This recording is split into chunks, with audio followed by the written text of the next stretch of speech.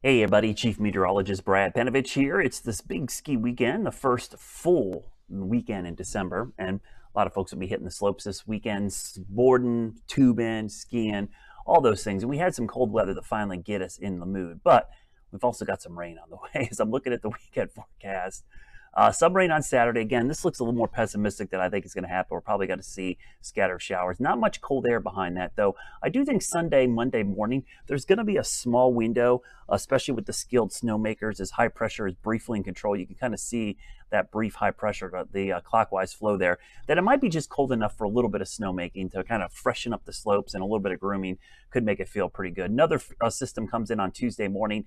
Not much cold air behind that. Things start to get interesting late week into the weekend. First in a series of cold fronts, one arrives Friday. That has a little bit of snow for West Virginia, Virginia, Maryland, and some slightly cooler air. But the next system is the real deal. That's coming in late weekend, next weekend. So late Sunday, next weekend. And then going into that Monday and Tuesday, you could see the northwest flow develops on the backside of this. So as far as natural snow and snow making, and maybe our first legit somewhat kind of winter storm event could be next weekend. And it's not a huge system, but it's kind of your typical setup. Now, how much snow could we see out of that? Again, I think it could be pretty good for West Virginia, north. Those areas potentially could see some pretty good snow. You can see through the weekend, not much through the middle of the week. We go into late week. There's the first system on Friday. It looks pretty good for Wisp there in the Canadian Valley. Boy, that looks pretty good up that way. But then we go into the second system, which comes in Sunday and Monday. That actually looks like a much better setup. You can see some of the snow, maybe a couple inches in North Carolina, heading up through Winter Place. You're looking at maybe 2-3 inches around Snowshoe, pretty good dumping, and then heading up into Western Maryland and areas up into northeastern West Virginia. Even parts of Virginia could see some pretty good snow out of that. So next weekend is looking promising. Keep your fingers crossed. And you've heard a lot of these rumors online about North Atlantic oscillation and blocking over Greenland. I'm not 100% sold this is going to be some gangbuster setup.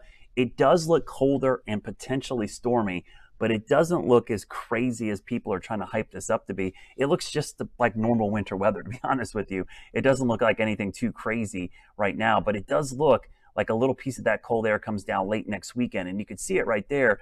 I mean, that's a pretty good little setup. That's a good shot. Now, that's not record breaking or craziness or some reminiscent storm from the past, but that's more like for what we want to see. Now, you hear about these teleconnections like negative NAO, which stands for the North Atlantic Oscillation. You can see right now we're in a pretty good negative period right here. But as you saw in the forecast, there's not a ton of cold and snow coming down. But next weekend is promising. And so maybe the pattern will flip. Often when I see with the negative NAO and AO is that usually there's a little bit of a lag, maybe a week or two after it happens. So maybe we need to look more in this time range as it starts to get back up towards zero. Maybe the week before Christmas could be more promising.